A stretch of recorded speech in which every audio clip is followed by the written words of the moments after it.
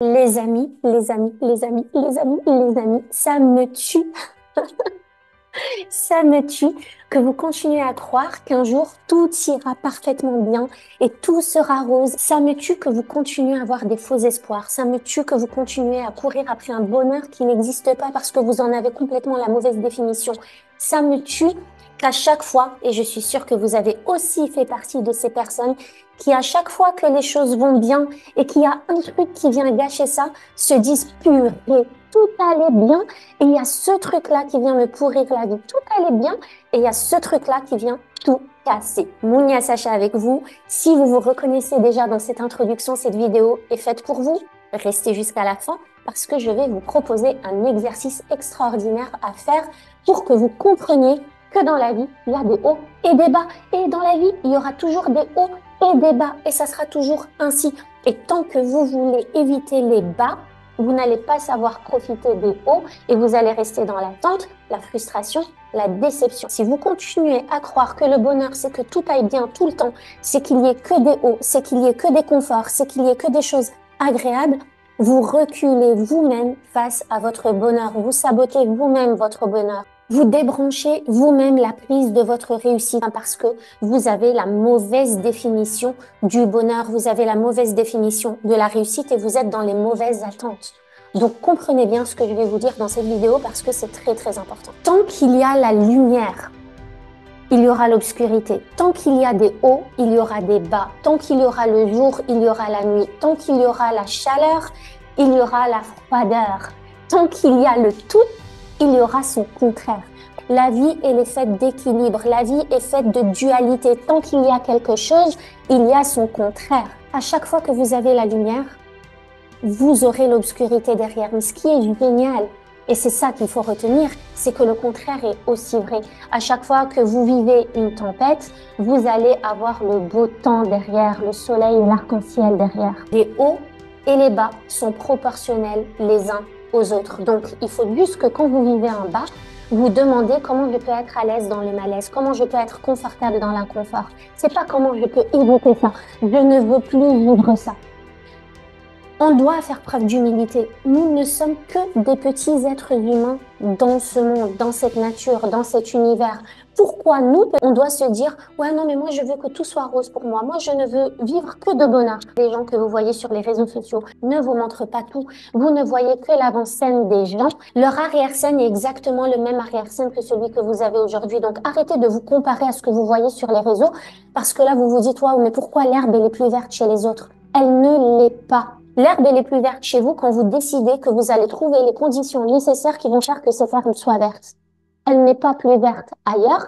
Elle peut l'être chez vous aussi, mais il faut comprendre comment prendre soin de cette herbe, comment prendre soin de vos pensées, comment prendre soin de votre cerveau, de vos croyances, comment adapter vos comportements. Arrêtez de courir après un résultat qui n'existe pas parce que vous allez tout le temps être déçu de ne pas obtenir ce résultat. C'est un peu comme chercher la perfection alors que ça n'existe pas et c'est comme un peu essayer d'atteindre une cible qui est tout le temps mouvante. Il faut comprendre qu'à l'image de la nature, votre vie, elle est faite de saisons. Il y a les 4 saisons. Votre vie, elle est faite d'été, elle est faite d'automne, elle est faite d'hiver et elle est faite de printemps. Exactement à l'image du cycle de la nature, du cycle de la vie. Encore une fois, on n'est rien, on suit les lois de la nature. Donc, dans votre vie, vous allez avoir des phases qui vont être extraordinaires. C'est l'été, c'est le dynamisme, c'est l'excitation. Et puis après, vous allez avoir des phases aussi où vous allez être dans la résolution de problèmes, dans le deuil, dans la colère, dans la frustration. Et il y a des phases où vous allez être en introspection totale parce que vous comprenez pas qu'est-ce qui en vous a fait que vous en arriviez là. Vous allez être dans le marasme, dans le cocooning, dans la compréhension de soi, dans la connaissance de soi, dans la reconnexion à soi.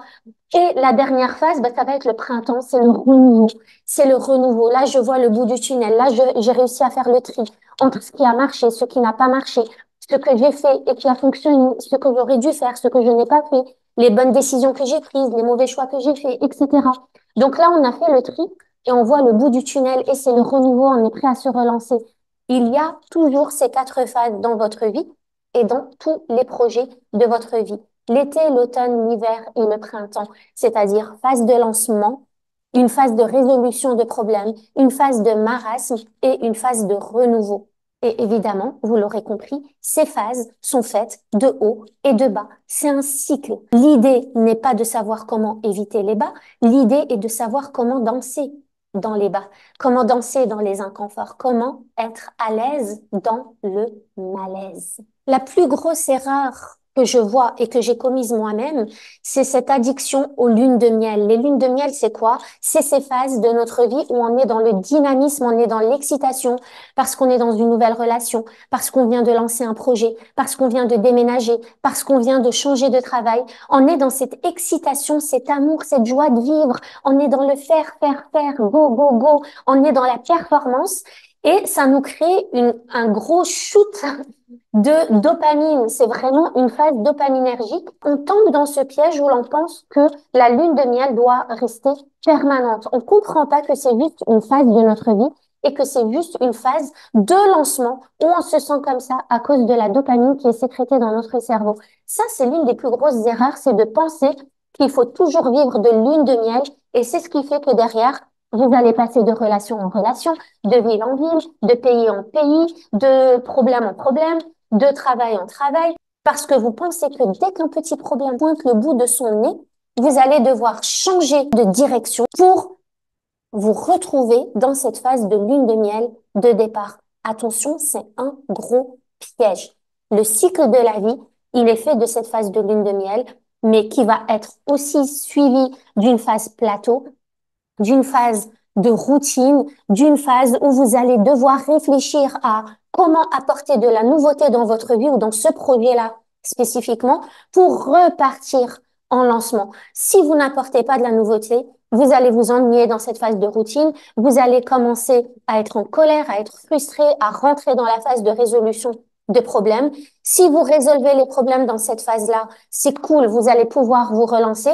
Mais si vous n'arrivez pas à résoudre les problèmes de cette phase, comme acquérir de nouvelles compétences, faire de nouvelles formations, changer d'employé, changer de collaborateur, mettre en place un nouveau projet, mettre des changements en place dans ce projet qui vous permettent de relancer, apporter de la couleur, apporter de la saveur, apporter de la texture, un peu comme ce que fait Decathlon, tout simplement en changeant ses rayons, en changeant les couleurs de ses vêtements, en changeant la tenue de ses employés. Si vous n'arrivez pas à résoudre les problèmes ou apporter de la nouveauté, bam, vous allez tomber dans la phase de marasme, qui est une phase extra difficile à vivre, parce que c'est une phase d'introspection, c'est une phase de reconnexion à soi, c'est une phase qui vous dit focalisez-vous sur vous pour trouver ce qui, en vous, a attiré ce genre de problème-là, a fait que vous en soyez là, a fait que vous obteniez ces résultats.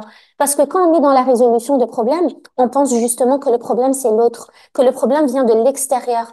Mais quand on rentre dans la phase de marasme, on n'a pas d'autre choix que de nous retourner vers nous-mêmes, de nous focaliser sur nous, de mettre la loupe à l'intérieur, au plus fort intérieur de nous-mêmes pour voir qu'est-ce qui en nous a fait qu'on en arrive là. Donc c'est une phase vraiment où on peut vivre une certaine dépression. L'idée c'est pas d'éviter cette phase-là, l'idée c'est de ne pas y rester trop longtemps. Il faut savoir comment vivre toutes ces phases de notre vie, que ce soit la phase de lancement pour ne pas tomber dans l'hyperinvestissement émotionnel, que ce soit la phase ou de résolution de problèmes pour justement réussir à prendre des décisions, à faire des choix pour pouvoir se relancer, que ce soit cette phase de marasme où oui, il faut s'écouter parce que c'est elle qui va vous aider à ressortir grandi et à vivre cette phase de printemps justement où vous allez enfin voir le bout du tunnel et enfin savoir ce que vous voulez vraiment. Mais il faut pas y rester longtemps, il faut savoir comment la vivre de la façon la plus saine possible. Et puis ensuite, bah, il y a la phase de renouveau. Et la phase de renouveau, c'est quoi? C'est maintenant, j'ai fait le tri. Maintenant, je sais exactement ce que je veux pas, je sais exactement ce que je veux. Donc, dans cette phase de renouveau, je vais expérimenter. Je vais expérimenter des nouvelles formations, je vais expérimenter de nouvelles activités, je vais expérimenter de nouvelles relations, qu'elles soient personnelles, qu'elles soient familiales, qu'elles soient professionnelles. Je vais expérimenter ce qui va me permettre de me relancer sans recommettre les mêmes erreurs que celles commises avant parce que maintenant, je suis ressortie, grandie. Donc, merci à la nature et merci à la vie de nous montrer, déjà de nous tracer la carte du chemin à suivre et de nous montrer qu'en fait, le changement, il est permanent et que c'est pas le changement qui nous fait mal, c'est pas le changement qui est douloureux, c'est le fait d'y résister. La semaine dernière, je vous ai parlé des émotions douloureuses. Le plus gros piège dans lequel il ne faut pas tomber, c'est justement de résister aux émotions. Parce que la douleur, elle ne vient pas de l'émotion en elle-même. L'émotion, à la base, elle est neutre. C'est juste un déplacement d'électrons.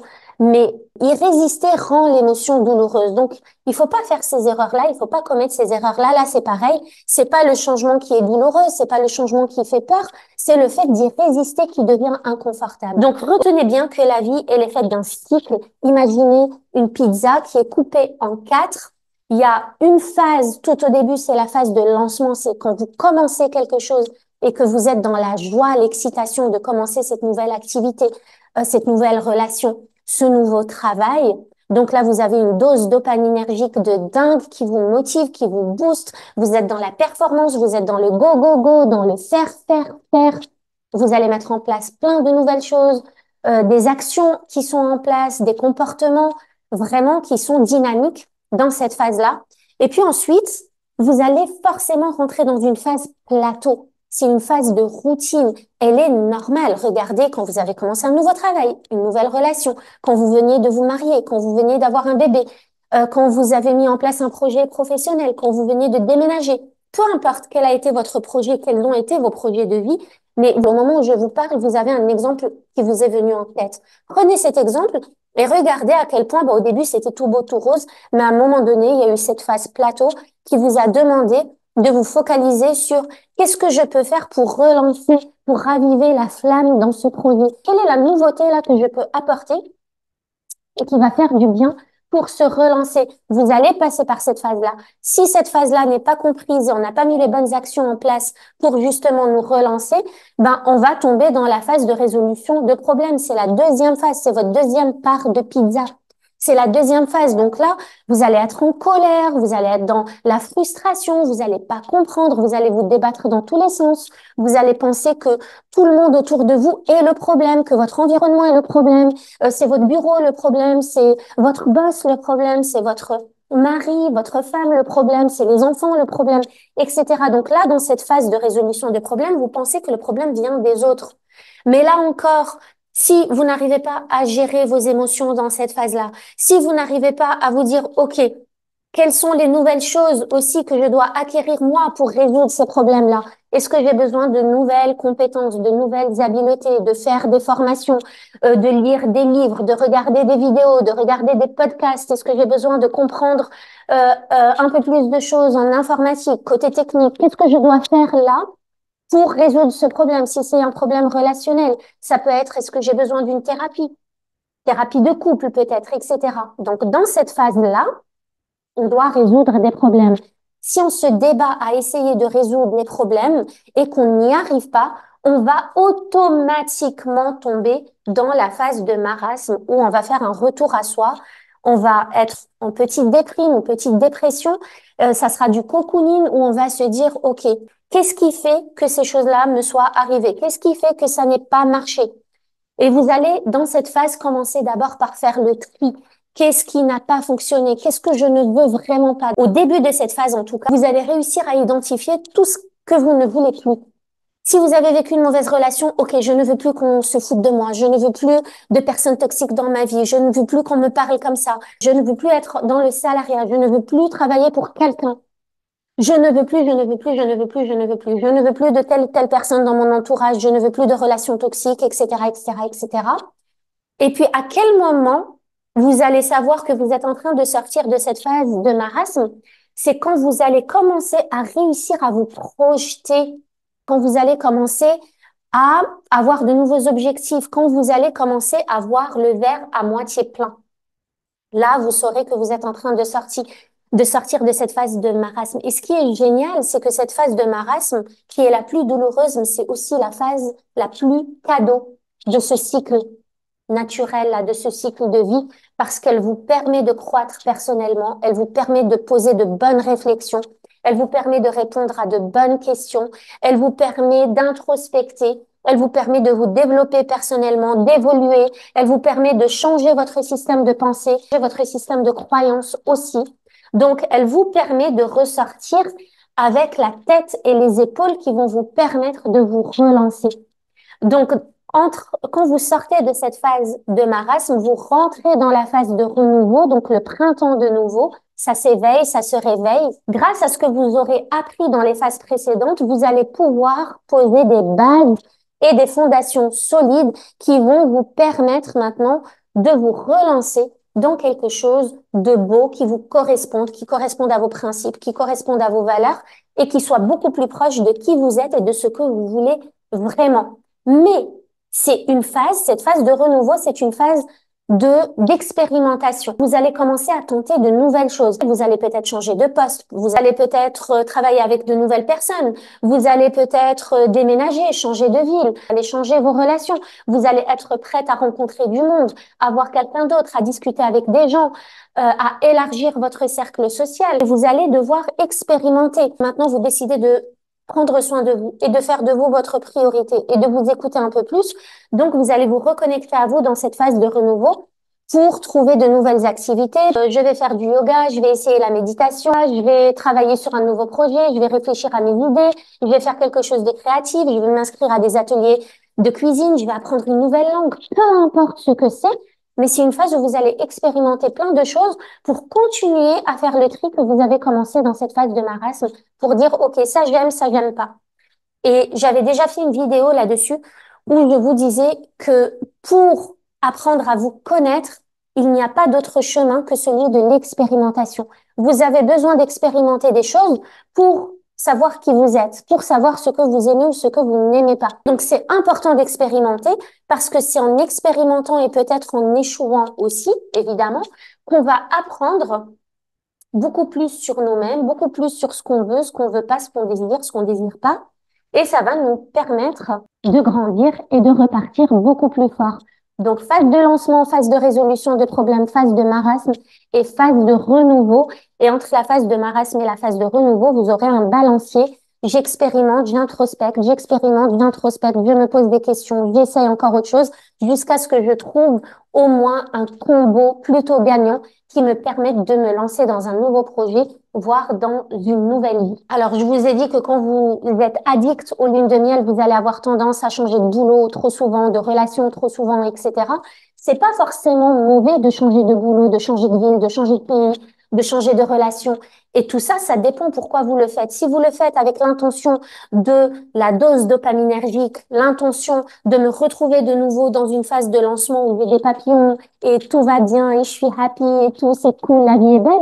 Non, parce que vous allez retomber de nouveau dans la phase plateau et vous allez retomber de nouveau dans la résolution de problèmes. Donc, ça dépend avec quelle idée vous faites ça. Si maintenant vous changez de boulot parce que vous êtes à un moment donné passé par une phase de marasme et vous avez compris maintenant sur quelle valeur était basé votre être et du coup, c'est un choix, c'est une décision consciente basé sur des fondamentaux qui vous concernent, là, il n'y a évidemment pas de souci. Il faut juste pas tomber dans ce piège de je recherche à ce que les choses aillent toujours bien. Parce que si vous êtes dans ce piège-là, au moindre problème, à la moindre embûche, à la moindre épreuve, vous allez avoir tendance à reculer et à vous abandonner en chemin. Et je dis bien vous abandonner vous-même en chemin. Je sais pas, mais moi, j'ai jamais vu un arbre se plaindre parce qu'il perdait ses feuilles ou résister face à l'automne qui lui fait perdre ses feuilles ou qui essaye de maintenir ses feuilles vertes toute l'année. Regardez juste la nature, regardez la faune, regardez la flore, regardez comment il fonctionne. Il n'y a pas de résistance au changement. Il se laisse traverser par le flot de la vie, par le vent, les tempêtes, la pluie, le soleil, la chaleur, la sécheresse. Il y a rien dans la nature qui résiste au changement. On fait partie de cette nature, donc rien en nous ne doit résister au changement. L'idée, c'est de l'accepter, c'est de l'accueillir, c'est de faire avec et de réagir au mieux au changement. C'est votre réaction face aux difficultés qui va être déterminante. Mais arrêtez de courir après ce grand n'importe quoi il faut que tout aille bien, la vie doit être linéaire, ça doit être que des hauts et ça doit rester que des hauts. Et à la moindre problématique, bah, j'abandonne tout parce que j'en ai marre, parce que je comprends pas, tout allait bien. Et puis maintenant, rien ne va. Et puis il y a toujours un truc qui vient me gâcher ça et tout. Il y aura toujours un truc qui va être dans la catégorie des bas. Mais derrière, il y aura encore un truc qui va être dans la catégorie des hauts. Et je sais que vous n'aimez pas entendre ça, mais les hauts et les bas sont proportionnels. La douleur de l'un est proportionnelle au confort de l'autre. J'ai jamais vu un arbre qui n'aime pas ses fruits, qui n'aime pas avoir des bourgeons, qui dit, ah, je devrais avoir plus de ceci, ah, je devrais avoir plus de cela, ah, ou qui se compare à un autre arbre en lui disant, non, mais toi, tu as plus de feuilles vertes que moi, c'est pas juste. Ça n'existait pas. Donc, pourquoi nous, on agit de cette façon-là? Arrêtons de faire résistance au changement et tout ira mieux à l'intérieur de nous. Et moi, je suis persuadée que le bonheur, c'est de savoir accueillir chaque moment au moment où il se présente, qu'il soit confortable, inconfortable, qu'il soit douloureux, qu'il soit apaisant, peu importe l'émotion qui est liée au moment que nous sommes en train de vivre à l'instant T. Le bonheur, c'est de savoir danser sous la pluie et de savoir pleinement profiter du soleil. Ok, donc j'espère que ça, c'est vraiment un message très très clair. S'il vous plaît, ne tombez pas dans les pièges du développement personnel où certaines personnes vous font croire que le développement personnel et se développer personnellement, c'est être bien tout le temps, c'est trouver le bonheur, c'est trouver la paix, la sérénité, c'est se sentir bien quoi qu'il arrive. Nous, c'est pas ça, on est des humains. On va être en colère, on va être dans la frustration, on va être triste. Il y a des gens qu'on va aimer, il y a des gens qu'on va pas aimer. Le développement personnel, c'est pas juste être zen tout le temps dans n'importe quelle situation avec n'importe qui et tout accepter et savoir accueillir tout le monde et tout. C'est pas ça le développement personnel. Le développement personnel, c'est savoir naviguer avec tout ce qui se présente sur notre chemin et dans notre vie. Donc les amis, pour ça, j'ai un exercice super intéressant à vous proposer. J'aimerais que vous trouviez un domaine dans lequel vous êtes en phase de lancement. Donc là, c'est dopamine, excitation. Un domaine dans lequel vous êtes actuellement en train de résoudre des problèmes. Donc, il faut trouver des solutions pour se relancer ou alors vous allez tomber dans la phase de marasme. Un domaine dans lequel vous êtes en phase de marasme et un domaine dans lequel vous êtes dans le renouveau. Par exemple, je pourrais vous dire que là, moi, je suis tout le temps en lancement dans mon entreprise parce que je suis tout le temps en train de lancer un nouveau projet. Je suis tout le temps en train de penser à une nouvelle masterclass. Je suis tout le temps en train de penser à une nouvelle vidéo comme celle-ci que je pourrais vous transmettre sur YouTube. Je suis tout le temps en train de penser à qu'est-ce que je pourrais mettre en place pour mes clientes, pour mon audience, etc. Donc là, je suis clairement en lancement à chaque instant. Je suis aussi dans de la résolution de problèmes dans un autre domaine, par exemple le côté technique, le côté communication, le côté marketing. C'est quelque chose où je n'ai pas beaucoup de compétences, on va dire. Du coup, j'ai besoin de quelqu'un pour m'aider. Donc, je prends une équipe, je travaille avec quelqu'un pour qui ce sont les compétences. Le marasme, ça pourrait être une relation toxique, par exemple. Je suis en train d'introspecter pour savoir qu'est-ce qui en moi fait que je m'attire des personnes toxiques, hypocrites, des traîtres, etc. Par exemple, ok? Et une phase de renouveau. Si je suis dans le projet achat de maison, si je suis dans ce projet-là, je suis en train d'expérimenter, je suis en train de chercher, je suis en train de regarder, je suis en train de voir ce qui me plairait, ce que je veux vraiment. Dans plusieurs domaines, on peut être dans une phase différente. Donc, j'aimerais que vous me disiez dans quel domaine vous êtes en lancement. Est-ce que c'est côté travail? Est-ce que c'est côté relation? Est-ce que c'est côté finance? Est-ce que c'est côté carrière? Est-ce que c'est côté santé, hygiène de vie, cercle social, cercle familial? Contribution. Vous êtes peut-être dans le milieu associatif, vous êtes peut-être aussi à votre compte. Donc, dans quel domaine vous êtes en lancement? Dans quel domaine vous êtes dans de la résolution de problèmes? Dans quel domaine vous êtes en phase de reconstruction, donc en phase de marasme, en phase de réflexion et d'introspection? Et dans quel domaine vous êtes déjà dans le renouveau? Donc, vous avez déjà fait le tri et maintenant vous savez ce que vous voulez, vous êtes en train de le mettre en place. Donc ça, c'est l'exercice numéro 1. Et l'exercice numéro 2, j'aimerais que vous pensiez à un seul domaine dans lequel vous avez fait le tour complet du cycle, à un seul domaine dans lequel vous êtes passé par ces 4 phases, c'est-à-dire vous étiez en lancement, ensuite résolution de problèmes, ensuite marasme et ensuite renouveau. Et aujourd'hui, vous êtes relancé dans complètement autre chose, dans quelque chose de complètement différent, mais en même temps beaucoup plus épanouissant et qui vous correspondent beaucoup mieux. J'ai vraiment hâte de lire vos commentaires, j'ai vraiment hâte que vous partagiez vos réflexions avec moi parce que je pense que ça, c'est vraiment, vraiment important à comprendre. Arrêtez de courir après un bonheur qui n'existe pas parce que vous courez après une illusion, vous courez après un mirage. Voilà ce que j'avais à vous dire pour aujourd'hui. On se retrouve lundi prochain pour une autre thématique. Je vous embrasse et vous souhaite une excellente semaine.